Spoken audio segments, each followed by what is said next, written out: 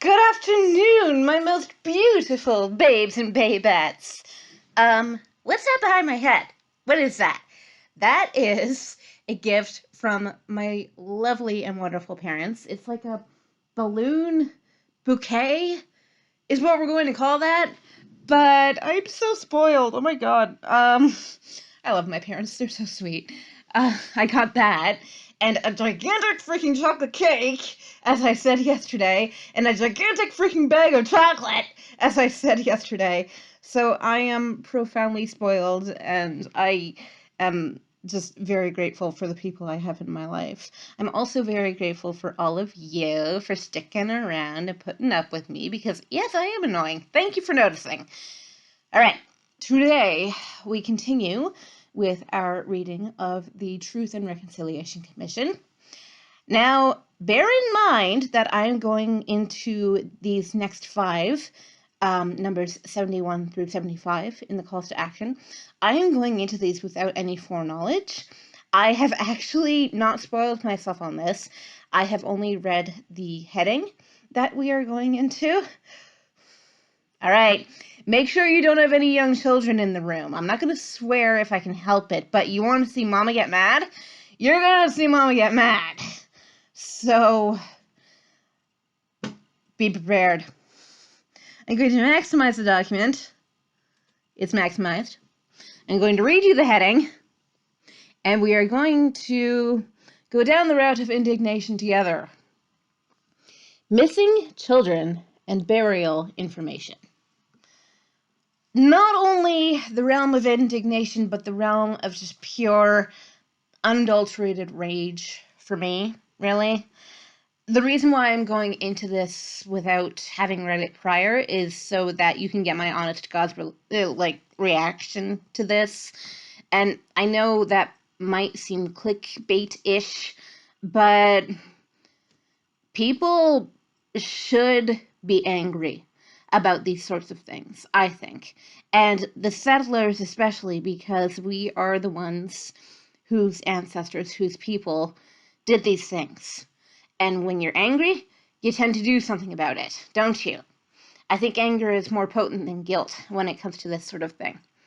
So, as long as it's directed properly. Call to action number 71. We call upon all chief coroners and provincial vital statistics agencies who have not provided, to the Truth and Reconciliation Commission of Canada their records on the death of Aboriginal children in the care of residential school authorities to make these documents available to the National Centre for Truth and Reconciliation. All right. Maximizing my camera so I can see myself when I'm doing this. Basically, this is the same as with the case with the Catholic Church. Every other church that was involved with the residential schools have long since released their records to the public, but on the government-wide scale, because this was a federally done thing, okay, the RCMP, Royal Canadian Mounted Police, for those of you who don't know, that is Canada's federal police force. But they were basically in charge of monitoring these places, and you would see arrests made for very arbitrary reasons when these places were still functional. I have kind of shouted out this movie before. It's called Where the Spirit Lives. Go watch that movie, and you'll get a general sense of what happened in these places. But that is all I have myself too, in terms of a general sense, because that movie is thought to be accurate, but the people in it are thought to be too nice.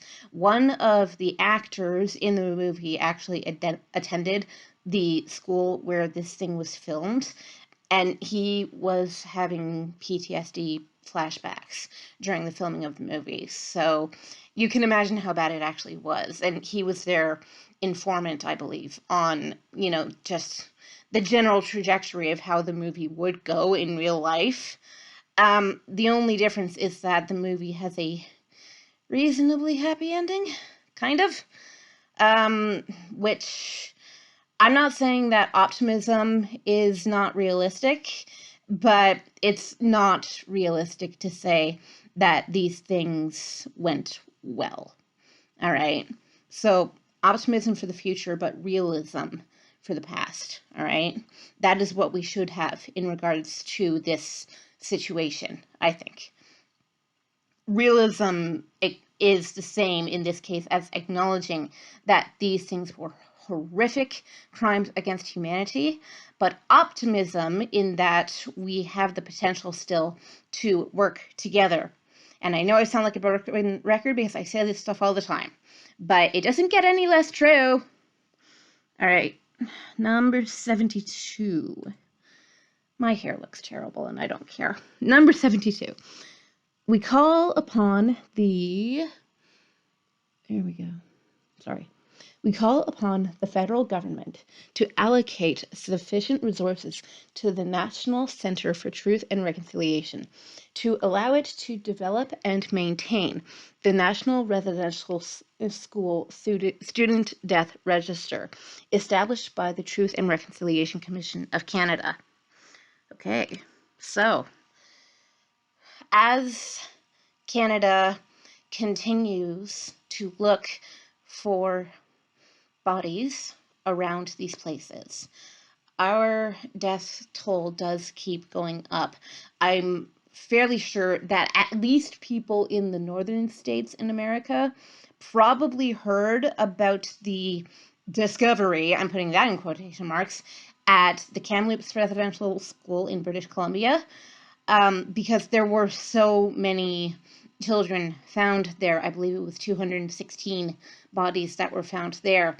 There have been places since then where more children than that have been found. But this is not on the mainstream news anymore, not in Canada, and therefore probably not elsewhere, because the 24-hour news cycle demands that we keep things interesting. That is just so unspeakably frivolous and wrong that I don't know how to articulate it. Really, okay, children, but that's not a contradictory but. What I'm saying is Stalin said, 1 death is a tragedy, 1 million deaths is a statistic. All right? He was not wrong. So as the death toll keeps going up, Stalin was a very bad person. But as the death toll keeps going up, people are going to be paying less and less attention to it, even though you would think that correspondingly people should be paying more and more attention to it. That's not how the mainstream media operates. That's not what they do. When the searches through the schools are complete, maybe then they'll report on the final death toll. Currently it sits at over 5,000. And that is not good. All right? And it's only going to keep getting higher. And that is an absolute tragedy. That is a tragedy. 1 death is a tragedy. This many deaths is that many times more a tragedy. Like, if you were a family member to one of these victims, you do not want the life of your loved one to be reduced to the status of a statistic. That is sick and disgusting and wrong, and we have to make sure that that does not happen. We have to make sure that the knowledge of what happened is brought to the fore so that people can look at it for what it is, denounce it for what it is, and try to move forward in a more knowledgeable spirit about what happened and what we need to do to make relations right. We can't fix the past. We can't. We can only move ahead to the future. That is my responsibility, which is why I'm doing this. All right? That is your responsibility if you are a non-Indigenous person living in North America. And that is something that we need to do together, because everyone, all the time, we are always stronger when we act as a collective. That's all I have to say about that one. Like I said, you want to watch me get angry? Watch this. All right. Number 73. We call upon the federal government to work with churches, Aboriginal communities, and former residential school students to establish and maintain an online registry of residential school cemeteries, including, where possible, plot maps showing the location of deceased residential school children. I can say for a fact that that at least has not happened to this point. Otherwise, the searches that are going on in Canada right now would not be necessary. I do not believe that there are mainstream schools out there. Actually, wait, I can put that one outside of quotation marks. I do not believe that there are mainstream schools out there that would necessitate having a graveyard on their grounds. Why do you think these places were in the middle of freaking nowhere? It was so that the sociopaths running these places, and yes, I do say that, could get away with what they were doing. The government knew full well, the Catholic Church knew full well, the other churches involved knew full well what was going on, and no one lifted a finger because it was perfectly legal. It was perfectly fine back then to do exactly what they did, at least policy-wise. Morally, it's absolutely abhorrent, as I'm sure most of you would agree with me. And if you don't, go read some of the information and you might want to reassess, okay? But did you ever hear of a school that had a graveyard on its grounds? Not where I went to school, right? And as I have said before, by the way, I did have the date wrong. It was 1997. These places, at least in Canada, ran and were operated up until 1997. I remember 1997. I was 7 years old in 1997. How many times can Lily say the word 7? But it's just terrible. The fact that we still don't know who was lost and where. And that is what makes these searches necessary. That is what makes media attention of these searches absolutely necessary. We have to stop turning away from the reality of what is going on in order to maintain the happy mood.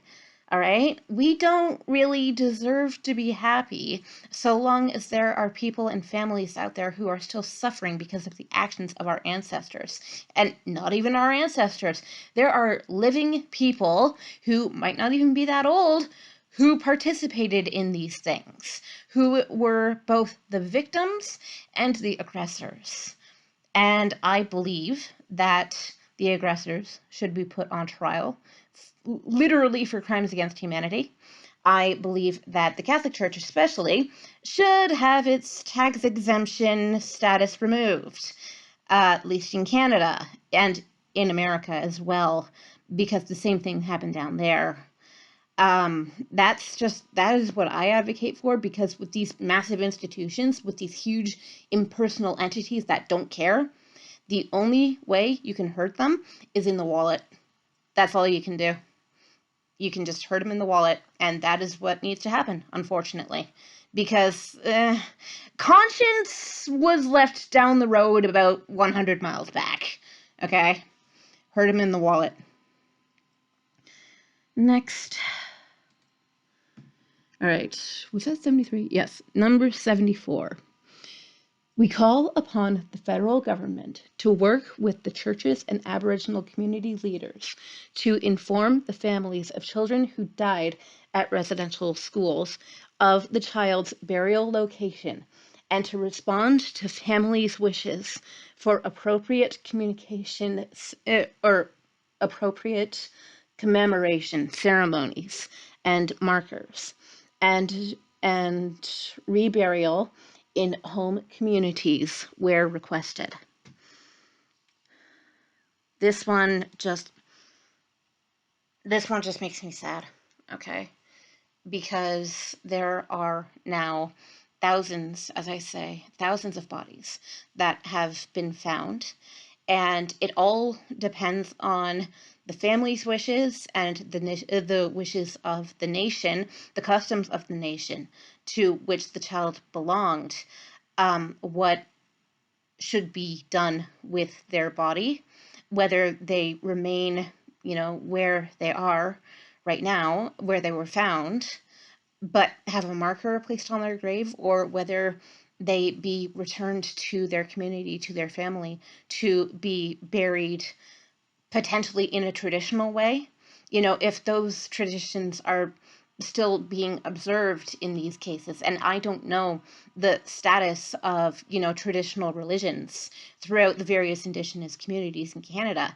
As I have said, there are over 500 distinct Indigenous nations in Canada, and all of them are going to have different customs, all of them are going to have different ceremonies and rituals, and they're all going to have probably different desires regarding the fate of their child, and in some cases of their parents, of their grandparents, And this is a multi-generational trauma.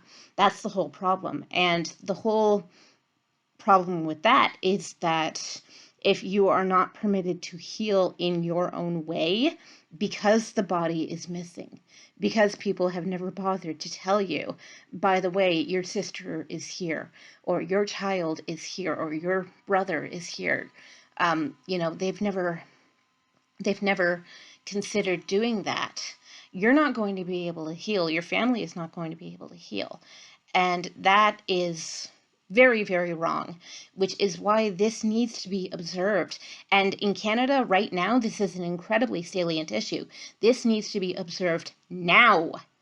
We can't wait. We have to stop waiting, because the vast majority of the Truth and Reconciliation Commission has not been implemented in Canada. And as I say in my last video in this series, I'm going to talk about, I believe, the 6 only calls to action out of 94 that have been fully implemented. And we can potentially discuss strategies for getting the rest of this off the ground, because that's what the people deserve. That's what they need, especially in these cases, These people were murdered, they were tortured, they were abused, and these were children in so many cases, So that is what we need to hold ourselves to. We have to observe the wishes of these communities, of these families. We need to make sure that these children are not forgotten, because they were forgotten for so long, and that is so wrong. And I gotta move on. All right, 75. That's the last for today. We call upon the federal government to work with provincial, territorial, and municipal governments, churches, Aboriginal communities, former residential school students, and current landowners to develop and implement strategies and procedures for the ongoing identification, documentation, maintenance, commemoration, and protection of residential schools, cemeteries, or other sites at which residential school children were buried. This is to include the provision of appropriate memorial ceremonies and commemorative markers to honor the deceased children. So this is more about the sites themselves, which I fully believe every single one of these schools should be torn down and have monuments put up in their place. And, do you know what a cenotaph is? The word itself translates to mean empty grave. But a cenotaph is basically a symbolic grave, and most often used for war purposes. We actually have one in my city, but it will have names engraved on it of the people who died in this case, that particular war.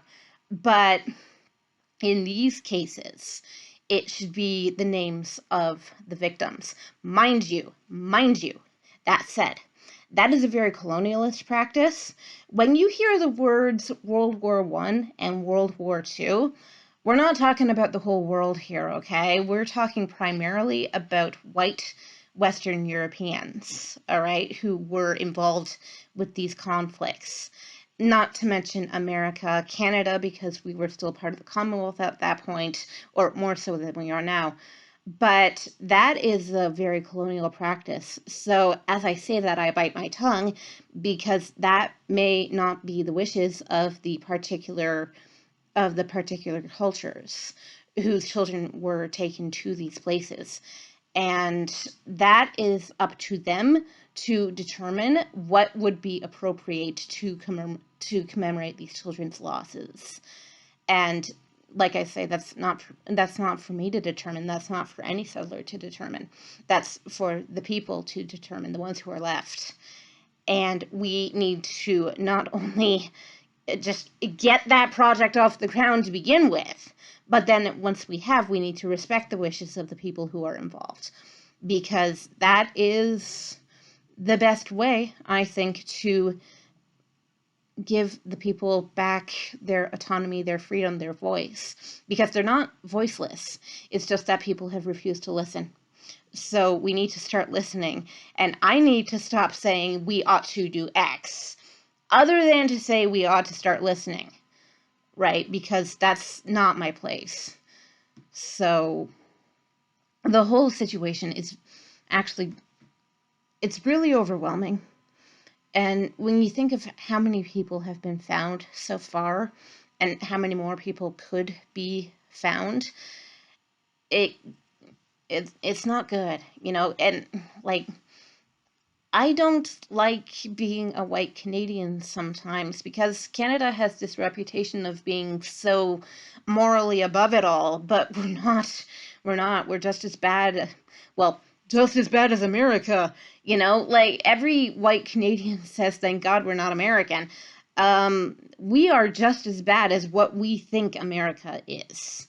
All right? So this capitalist, colonialist, heartless nightmare of an institution. Countries are institutions, okay? That's what they're here for. Money. And the churches, all the institutions that were involved in the making and upkeeping of these places and in the murder of these children.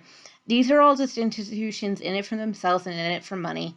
And that is very, very wrong when you look at what was lost in exchange for these places maintaining their power and control.